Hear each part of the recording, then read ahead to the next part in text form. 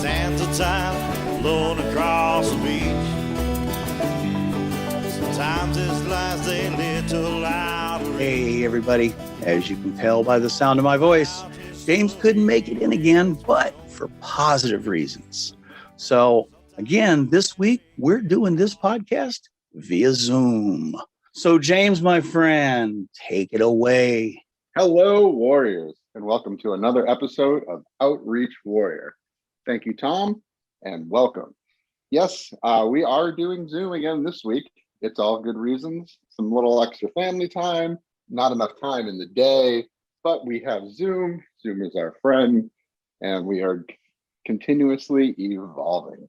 And some craziness at your work from what you told me before we went. You don't have to get into it, but it sounds like, as that one lady said to you, that one young lady, Shauna, is it? How there was a heavy turnaround. So I know you. Yes, no, I would love craziness. I'd love to talk about. I'd love to talk about it. It's I work in I haven't really said the place, but I do work in a homeless shelter for youth, and that youth being 18 to 20. And if the children, I call them children, they're obviously adults, but I'm getting up there in age, as we all are. If they want to come in and they want to work the program that we have set up for them, it is nothing but positive. They get 3 meals a day, they have a bed, and we have employment specialists, we have GED specialists. So if you are going through tough times and you're young and you're trying to get your stuff together, it's an amazing program. And hey, let's get that film class going that I mentioned. Yes, producer Tom has this amazing idea, which I've just been a little hesitant to pitch because of all the madness going around. You don't want to be involuntary turnaround. Involuntary turnaround.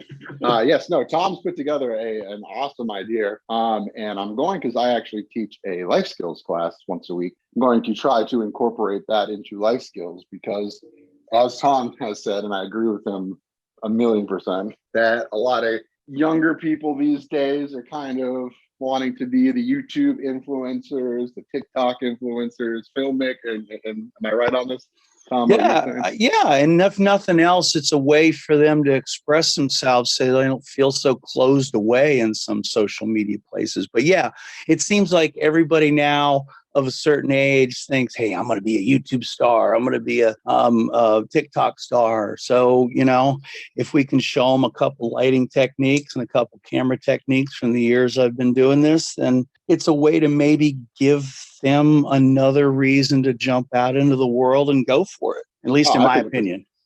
I think it's a great idea. And don't be so modest, Mr. Producer Tom. I've seen those awards that you have for filmmaking. Need some new ones. Let's do some stuff. I saw those impressive awards. But going back to Thank the you, kids, sir. so if they're coming in and they're willing to work the program and get on their feet, it is an amazing program. I can't say anything negative about it. But sometimes the youth they're not ready for that. And I kind of feel personally some are almost in denial kind of at their situation. And they don't want to put the work in, and we're going through kind of a time that's like why that you make now. it fun. If it's fun, it's never work. If you're doing what you love, if you're doing something that really excites you, is it really work? No, not at all. So that's the hope in doing stuff like that, is to go, hey, you know what? Maybe I got to go pack boxes, but this is only a 6-hour shift and I can go do my TikTok video and I learned this cool little special effect or something, No, absolutely. Absolutely. And that's what I tell them too. I tell them, because they need to start working as soon as they can. It's part of the program. And I tell them that this isn't your forever job. You know what I mean? This is something to make money, get on your feet, because they can bank everything that they make if they're staying where I work, and they get the money back when they leave, but everything is provided for them: laundry, food, shelter, all the hell of a head start. Yeah. Oh, all their basic needs are met, and they literally can save 100% of their earnings if they want. They can keep a little bit to go buy sodas or stuff, lunch here and there. But again, in theory, everything is covered. So they don't have to worry about rent and utilities and stuff like that that we have to worry about. So with that said, and so before I get kicked off talking about utilities and everything, Tom has some awesome information that he found that he would like to share to our listeners. Yeah, actually, I have a friend that's in a similar situation like we're talking about, but he owns his home. So technically, and he's having some problems getting kickstarted back into his career. And unfortunately, a lot of the jobs that they're saying, there's so many jobs out there, are not a living wage for a single person that's running their own home. Like you said, massive bills that end up being a little bit more than that $10 an hour covers. As you know, he's having trouble with the unemployment service. But while talking to unemployment, he mentioned some of his woes. And one that the lady right off the bat mentioned to him, she said, well, if you're having trouble with either your rent or your utilities, check out ourflorida.com. That's OUR Florida.com. Something that triggered this discussion is we were both commiserating about the broadband thing, because, I mean, you lose internet this day and you don't just lose possibly your entertainment, but you lose your ability to get work. And for that, I actually heard an ad, and then that's what triggered us to start talking about this, is www.getemergencybroadband.org. Now, this is a program that I guess came out with the stimulus. I'm not really sure because I didn't really do that much research on it. It's a program they kicked a bunch of money into, and when the money runs out, it's done. So this is one of those ones you want to jump on. And I actually went ahead and signed up and was accepted myself. And also the reason for jumping right on it is because the young lady told me when she signed me up that it could take as much as 2 billing cycles to take effect. So while we both kind of commiserated with each other on the emergency aspect of this, because kind of like I said, if I got a stove fire that I can't put out, call the fire department. They say they're going to be here next week. Defeats the emergency aspect. Absolutely. But it's still there. It's available. I think it's like $3 billion in an account. And like I said, when it runs out, it's done. But those are a couple. And then I heard another one on the news where they were talking about, so I guess it's another part of these plans, called NAMI, for someone that might need some mental health, because we're all stressed out. We're all anxious. We're all going through a lot right now. And some of us need some help coping with it. And that's NAMI.org. NAMI.org. I don't know anything about that one. I haven't looked into that one yet. But those are just a couple things. I mean, during a conversation before we got together, and I mentioned it to you, and you're like, dude, share it. So dude. No, that's some great information, because the internet, I mean, as much as we don't want to admit it, I mean, or we do admit it, that it is a necessity now. It is a part of our lives. And I've had that run into this problem running into some of the young people I work with. They were on the streets. They had no internet. They couldn't apply for jobs. They couldn't finish school. I argue it's actually turned into a utility at this point. I would agree with that. I would agree with that too. And then also, let's not forget to also reach out if you are facing homelessness or need some help. Always try 211. Dial 211. It's a great resource. It's there to help. So I would. Awesome. That is a very good service. I have talked to actually a few of the people I work with that have actually tried it and had some success with it. So, all right, now let's dive right in. So today is something that I really want to talk about. I don't think I'm going to get through all of it. This might be a two-parter because I kind of want to get some guests in on this as well. But if homelessness is a huge dilemma that we deal with in this country, but also there's a side of homelessness that are our veterans who have served in the military, and at an alarming rate, there are more and more homeless veterans. And in my personal opinion, I don't think anyone that went and served their country should be faced with this problem. I think that there should be more. There should be more services out there. There should be more of an effort to help our veterans. I mean, they're very important people. I know, Tom, you're a veteran as well. No, I'm not a veteran, but I'm the son of 2 veterans. I couldn't go in because I blew my knee out. But I will tell you that even though I did as much as I could, it was a battle getting the needs and the right programs and the assistance that was available for my mom to help take care of her. So And that's what I would say. I'm and not a that's with an veteran either, but advocate.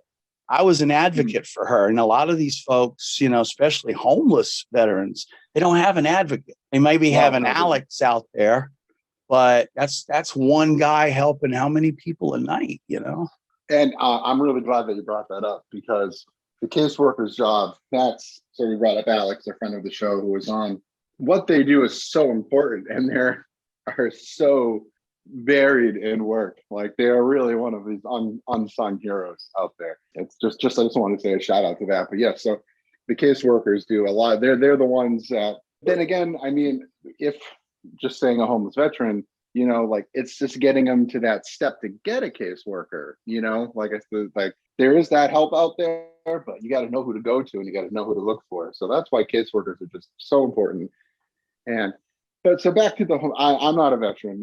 My father, my grandfather, every male in my family has served in the military, as well as my wife's father is a decorated veteran. But the problem is, it's getting bigger and bigger. And veterans, so I had pulled a little bit off of line here. I did some research, but I'd really like to get in the future. I don't know if I told producer Tom this earlier. I'd really like to get some interviews in on veterans and those who are facing homelessness or have been. Yeah, it'd be great to have both sides of that coin. Absolutely. I think it's a very, I don't know necessarily say a hot button topic, but there's a lot there to talk about. So I think I'm just going to go ahead. It's like the homeless thing itself. It's everybody hates it. Everybody knows it needs to be addressed, but nobody really wants it, A, in their backyard, and B, they don't want to have to face it because it's like, man, I got my own problems. So, that's how I think something this important ends up getting buried somehow, because it's a little bit of denial, a little bit of apathy, a little bit of why didn't we figure this out before? Yeah, absolutely. So veterans who are homeless or at immediate risk of homelessness are strongly encouraged to contact the National Call Center for Homeless Veterans. And that phone number is 877-4AID-VET or 877-424-3838. So if they do not, as we were talking about phones or internet, if they do not have any internet or a phone at that matter, they only have to visit their closest VA medical center without calling in advance. But there's also COVID still going on. So the VA also urges veterans who are not homeless or at risk of homelessness to contact their VA medical center before visiting any reason. Now, these steps are necessary because of COVID. So a little different, but COVID's still a thing. I got my vaccinations. My son got his vaccination last night. He was a little weary about it, but so we're moving along with that. He looked like a trooper in that shot you sent me. I sent Tom a picture of my son after it. Yeah, he was a little. I mean, it's anxious. He was a little nerd. Had some anxiety going on, but he's good. He told me his arm was a little sore this morning, and I said, "Oh, if that's the worst, you're good. You're good." So we can actually get together because I got mine. So now we're like actually we can have a community get together. We can have a group get together. All right. So I have some information off of, like I said, I'm just kind of skimming the surface today, but I did go to a website. It is floridavets.org, flvets.org. We have some statistics. So Florida is the most veteran-friendly state in the nation, behind California. Yet there are over 106,000 veterans living below federal poverty levels. That's not 106,000 homeless people. That's veterans living below the poverty level. These are big numbers. Volunteers of America, which is a charity of Florida, Volunteers of America of Florida, helps veterans and their families find decent, safe, and affordable housing that supports vital support services that they need to become stable in life. They also make sure veterans connect to benefits that they are entitled to. And that's why the VA comes in, dealing with the VA through my grandfather and my father. It has their ups and downs. There's a lot of people trying to get into it, So there's always going to be some holdbacks with that, but you got to try. They also provide employment services. This is Florida Volunteers of America of Florida, the nonprofit here. They help Also help provide employee services that include assessment, training, and job placement. So trying to get them back to work, which is awesome. Work, work, work. But they tell you nobody wants to work these days. Also housing, also housing prevention. Volunteers of America of Florida recognized as the largest provider of supporting housing for veterans in Florida experiencing homelessness. Volunteers of America of Florida are serving 13 counties from Pensacola to Key West. And there's also a lot of info further. If you go to the website, which is flvets.org, depending on what county you're in, they have it listed out, and they have a bunch of links, and that can get you to where you need to go for your county. So then we have the facts, and these are from 2018 is the most relevant ones I could find. This is from salonflvets.org. And here are the facts. All right, you ready for this, Tom? This is let's hear it. Wait, repeat that one again. I want to hear that address again, please. It's FL Vets, VETS. Oh, that's the same one you were saying before. Okay, sorry. Yeah, I thought you were saying a new site. Sorry about that. Go ahead. Oh, it's okay. So there are, and this is from 2018, 1,525,400 veterans in the state of Florida. Those are veterans. Wow. There are 1,381,170 male veterans and 1,444, 229 female veterans. That's just in the state of Florida. Wow. So there are a lot of veterans here in the state of Florida, and California comes in behind. Note, there are 1,172,800 wartime veterans in the state of Florida. So, and then it just goes on and on and on. But here, let me give you an irony after you just said that, because that blows my mind. Because when I brought my mom down, she came down from Camp Lejeune, North Carolina, Jacksonville, largest Marine base on the East Coast. When we got down, and she's an active member of the WMA, I can't remember exactly, Women Marine Association. When we got down here, first thing I wanted to do to give her some community and give her some friends to talk to is get her hooked up with the local WMA. The closest one that used to be, but closed because some reason, was in Tampa. The only one that was still around was all the way down in Fort Lauderdale, Florida. So for that many female military, they didn't even have an association locally that I could reach out to. So that's, I mean, even though we've got, I don't know if you've seen that VA hospital, but that place is huge. But at the same time, like, you know, it's like we were talking about with the homeless thing itself. There's a gap between the end user, to use a computer term, and the help that's there. Sorry, I just had to interject in that because that just no, absolutely, no, those numbers. Well, with that many people and such little places to go, like that's, you know, there's a breakdown, you know, somewhere, and that seems to be one of them. Wow. It's a lot, and then it keeps going on. There's a lot of tons of stats. I won't bore you with all of them, but I'll just read you one more. There are 498,000 Vietnam era veterans in the state of Florida. There are 188,000 Gulf War veterans in the state of Florida. I mean, the list goes on, and it's a lot of people. It's a lot of people. So I have a few more things that I pulled from this website, and this website is carfor.org. That's CARRFOR.org. And it's just some more facts, but I really like the statement here. It says, homeless veterans, two words that should never go together. And I 100% agree on that. Yet on any given night, there is an estimated 50,000 veterans homeless in America. Well, that's nearly half the number we just saw 4 years ago from a different poll by the Department of Veterans Affairs. That is still 50,000 too many. More than 9 in 10 of America's homeless veterans are men, although the percentage of female homeless veterans is on the rise. Most homeless veterans are surviving on their own, typically having lost vital relationships that could have provided a safety net.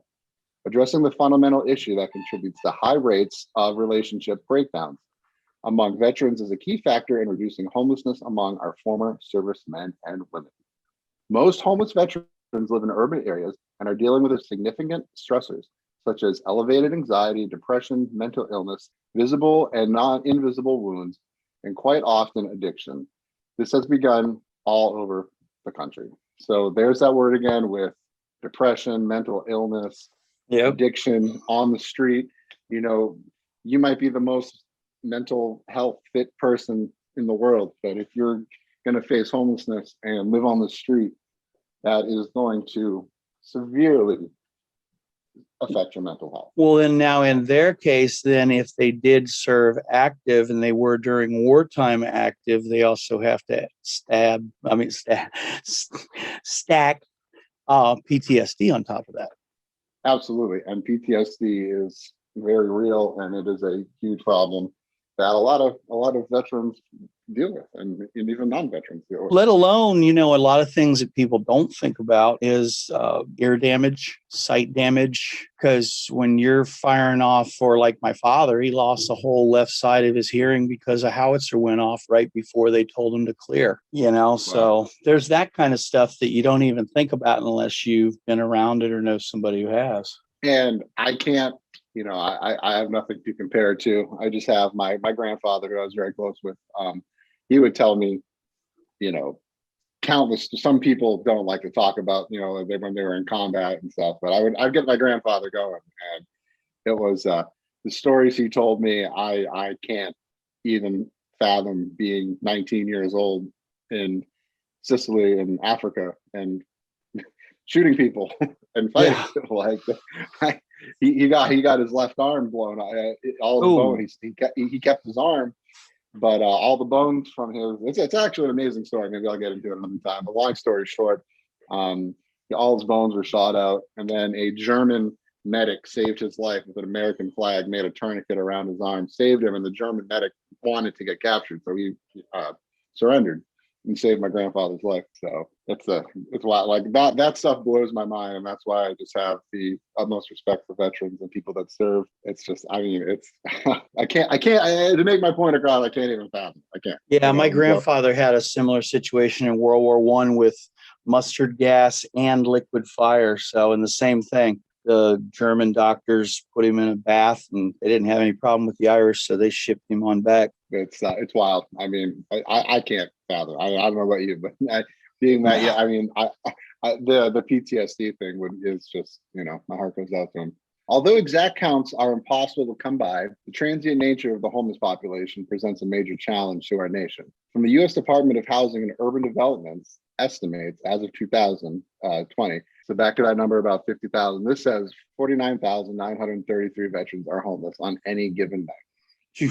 In 2010, approximately 12,700 veterans of Operation Enduring Freedom, Operation Iraqi Freedom, and Operation New Dawn were homeless.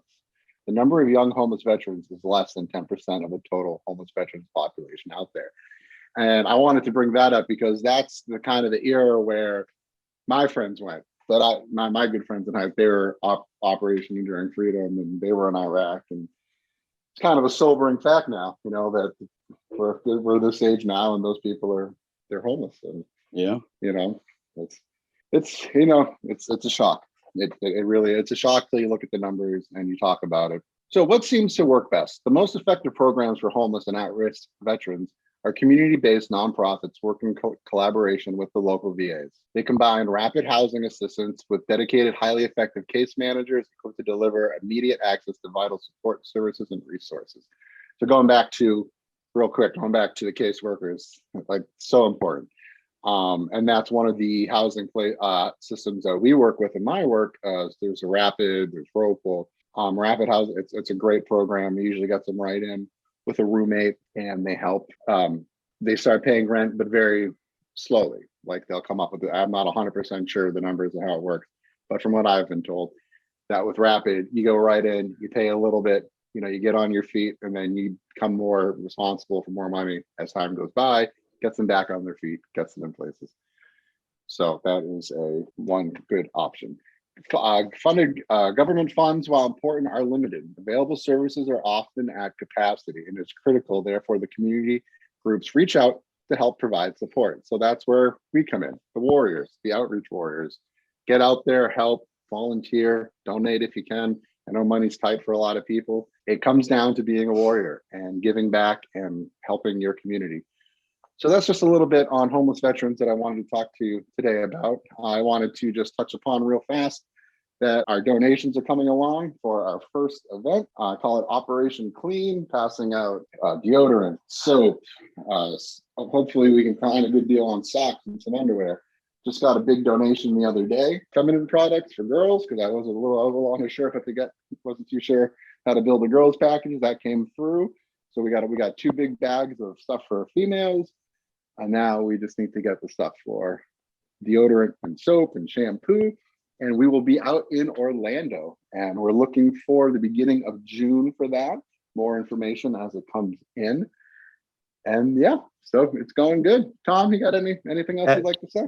No, that's great. And it's actually a perfect segue for me to remind everybody that you can post this information on our Reddit. That is reddit.com/r/outreach warrior. Post your stories, post updates on the Clean Project. Hint, hint, get involved in the community, because while we want you to always reach out to us at our Gmail, outreachwarrior@gmail.com. And if you have a story, if you have some information, if you want share anything with us, another great way to then respond to a community way. And if you're out there in the middle of the woods and you got your internet back and you want to reach out and have somebody to talk to, that's one way to do it. You know, whether you're stuck in a hotel room with the screaming kids and you need a moment to share your story, Outreach Warrior, r/Outreach Warrior is a great place to do that, as well as the Gmail. So that's about all I got to share on that one, my friend. That was awesome. That's a lot of insightful information. Oh, thank you. And I'm really looking forward to learning the whole Reddit thing. And as Tom just said, we'd love to hear from you. We'd love to hear stories. I haven't told you this, Tom, because I just kind of thought of it a few days ago. I'm working on reaching out to some homeless people that are on TikTok. That one of the hashtags that you might want to check out is homeless with an iPhone. So that's great. You can post those there, and then that way kind of get that community sharing with each other. Yeah, that's what I was kind of thinking. So some exciting. At least I think it's okay with Reddit. I mean, I don't know that rule on Reddit, but I think it's okay as long as it's not shameless self-promotion. I think it's fine. Yeah, I'm very excited to learn. And a few other platforms we'll learn. Tom knows a lot more than I do about this stuff, but I'm learning. Thank you for joining us. I think it was a great show. Hopefully, my plan is we'll be back together next week. No more Skype. But everyone, thank you for listening. Or Zoom. What did I say? You went boomer. You went boomer on his Skype. I take that back. Forget Skype. I meant Zoom. Zoom is the future. Zoom is the future. Thank you for listening. We really appreciate it. Again, we really want to hear from you. outreachwarrior@gmail.com. Thank you, Tom, so much for all you do for the show. And we will talk to you next week. Absolutely, my friend. And I want to thank you for, even when you have your plate full, you have a moment to jump in and do these. It's awesome. It really is. It shows a commitment that's really important that we all need to do. And I want to thank everybody as well. And until next time, have a great day and better tomorrow.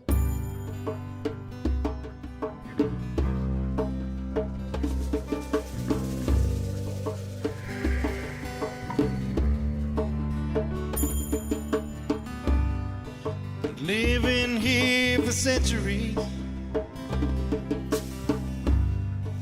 yet I feel so lost.